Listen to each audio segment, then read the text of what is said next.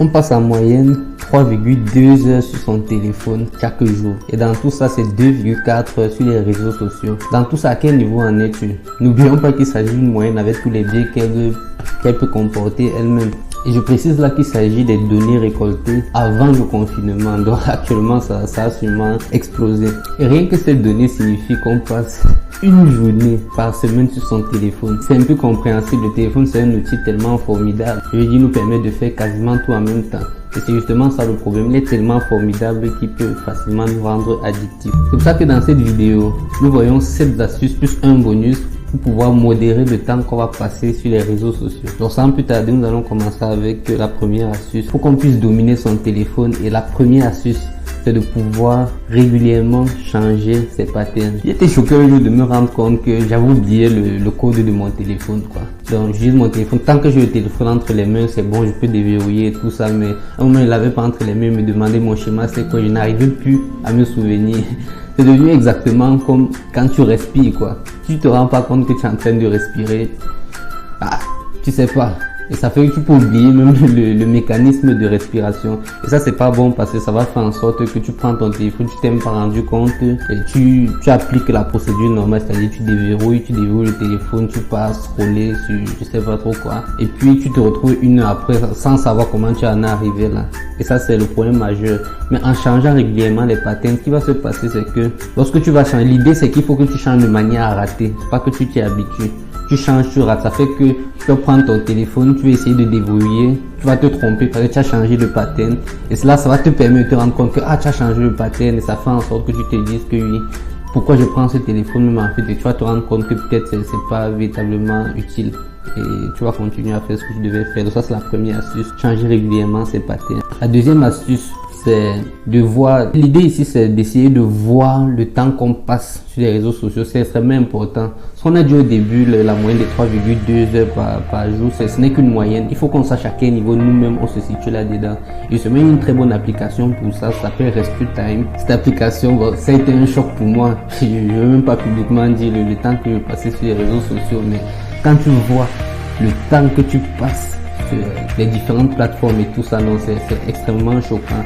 Et ça fait en sorte que tu dises que toi-même que non, il faut que je diminue cette chose-là. Donc, c'est extrêmement important. De toute façon, je crois que je vais mettre en description, c'est complètement gratuit. Je vais mettre en description un lien pour pouvoir télécharger l'application, au moins sur ordinateur. Il y a aussi la version Android, évidemment. La troisième astuce, c'est une fois qu'on s'est rendu compte des applications qui nous perdent le plus de temps, on va les regrouper dans un même dossier. Chez moi, j'ai appelé ça application addictive. Donc, on regroupe tout ça dans un même dossier. L'idée de ça, c'est quoi? Lorsqu'on met le tag ici, application addictive, c'est péjoratif, quoi. Là, tu comprends que lorsque j'entre là-dedans, je sais que très probablement, je serai amené à faire des clics, par-ci, je ne sais pas où, mettre des likes et tout ça. Tu vas remarquer si tu regardes bien qu'il n'y a pas Facebook là-dedans, parce que j'ai désactivé Facebook. Je préfère regarder Facebook maintenant directement à partir de mon navigateur. Ça, c'est plus efficace pour moi parce que ça me permet de dire que bon, je vais aller là-bas pour faire quelque chose de spécifique, pas juste cliquer pour cliquer. Donc c'est extrêmement puissant, c'est extrêmement utile. Et ça permet de faire en sorte que lorsque tu veux te placer sur les réseaux sociaux, tu pars directement là, tu fais tout ce que tu as fait, puis tu ressors, tu travailles. Et ça aide aussi dans le cas où tu as un travail qui est dans les réseaux sociaux, parce que aussi certains qui sont peut-être certains influenceurs ou je sais pas trop quoi. Là, si les réseaux sociaux c'est ton application de travail, tu vas pouvoir contrôler le temps que tu passes à travailler sur les réseaux sociaux et le temps que tu passes à juste te distraire, quoi. La quatrième astuce qui est peut-être la plus puissante, c'est de désactiver ses notifications. Je répète, désactiver ses notifications. C'est quelque chose de... C'est ça qui a transformé en fait ma gestion du temps. Donc, avec RescueTime, je me rends compte que oui, je passe beaucoup de temps sur les réseaux sociaux. Et maintenant, en désactivant les notifications, tu t'enlèves une forme de stress. Parce que les notifications, tu entends le bip. Il y a deux choses. La première chose, c'est que tu veux cliquer sur place. Tu veux cliquer, c'est peut-être un truc, c'est peut-être un message important et tout ça. Ça, c'est le premier truc. Le deuxième truc, c'est que ça te déconcentre. Même si tu dis que bon, je suis en train de travailler, mais je vais regarder le message après. Tu n'es pas totalement focus parce que dans ton esprit, il y a toujours une part là. Peut-être il y a ce message là. Peut-être que tel a répondu à tel. Peut-être que voilà, tu commences à avoir des idées, tu es plus complètement concentré sur ce que tu fais. Donc ça, c'est quelque chose de fondamental. Et pour que tu n'aies aucune excuse, je t'ai donné le chemin d'accès. tu peux me le faire dès maintenant. Si tu veux, tu mets pause sur la vidéo, tu peux le faire. Tu pars dans paramètres. Après paramètres, tu pars dans application. Tu pars sur l'application dont tu veux désactiver les notifications comme disons WhatsApp et tu pars sur retirer les notifications. La cinquième astuce qui ressemble un peu à la quatrième, c'est de pouvoir enlever le nombre de messages non lus. Ça, c'est quelque chose que je ne sais pas faire d'ailleurs sur WhatsApp en tout cas. Donc, si tu as une méthode pour le faire, dis-le moi dans les commentaires. Pouvoir enlever le nombre, c'est-à-dire ce 553 que j'ai pris sur une photo sur internet. Pour pouvoir enlever ce nombre-là, comment est-ce qu'on fait pour pouvoir enlever ça? Parce que les gens qui fabriquent les gens qui sont censés nous rendre addicts à ces choses-là, même la couleur rouge, si ce n'est pas choisi au hasard. Donc tout ça, c'est des choses qu'il faut éviter. La sixième astuce, c'est pendant que tu es en train de travailler, laisse ton téléphone loin, si possible dans une autre pièce, mais laisse ton téléphone loin. Tu es en train de travailler pendant, je sais pas, 30 minutes, pendant une heure. Travaille pendant tes 30 minutes, une heure sans te laisser déconcentrer. Essayez un gros piège qui est, mais on peut recevoir une urgence, etc. L'idée c'est quoi? L'idée ce n'est pas de te couper du monde. Je te demande de te mettre sur mode avion, non? On a déjà désactivé les notifications précédemment. Là maintenant, un piège dans lequel on peut tomber, c'est qu'on peut croire que tu vas recevoir un message important là maintenant tout de suite.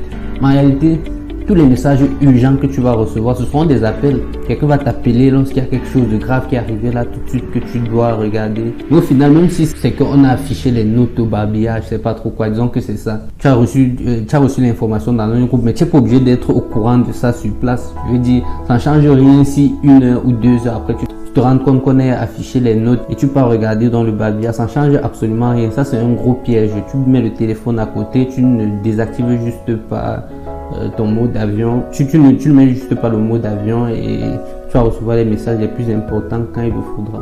La septième astuce qui ressemble beaucoup à la sixième astuce, c'est qu'il faut que tu réserves des temps spécifiques pour le téléphone. Donc tu dis que je décide de travailler là, après tu peux me récompenser en regardant le téléphone. Donc maintenant, donc une fois que tu as fini de travailler, tu peux dire que je vais regarder le téléphone pendant, je sais pas, peut-être 1 heure comme ça. Ça dépend de toi et tu peux regarder. Personnellement, moi, je regarde pas tellement les vidéos sur Facebook, des choses comme ça. Oui, de temps en temps, il y a des vidéos qui sont un peu drôles, on peut regarder. Mais lorsque ça dépasse 10 minutes, pour moi, ça devient déjà contre-productif. Et pour finir, la huitième astuce, l'astuce bonus, c'est accorde-toi des moments sans téléphone.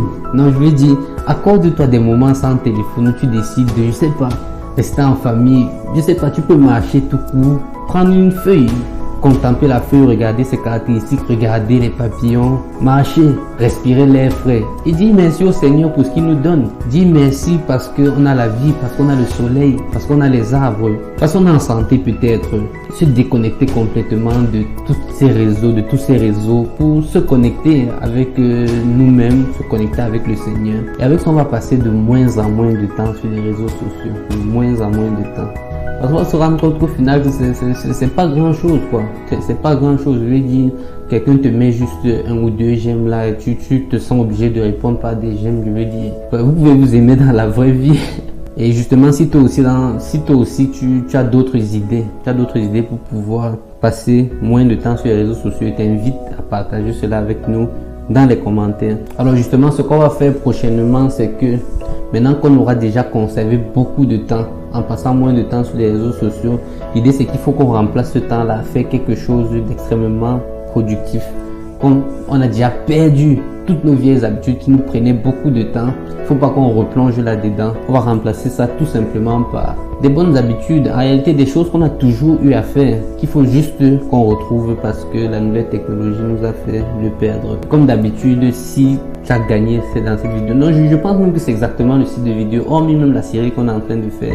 C'est une vidéo qui peut clairement aider quelqu'un qui passe beaucoup de temps sur les réseaux, va l'aider véritablement à passer beaucoup moins de temps là-dessus, en fait passer plus des moments de qualité sur les réseaux sociaux. Et donc justement la prochaine fois, comme on l'a dit, on va remplacer ces habitudes et on va essayer de voir certains hacks pour pouvoir avoir une journée productive. À très bientôt sur la chaîne.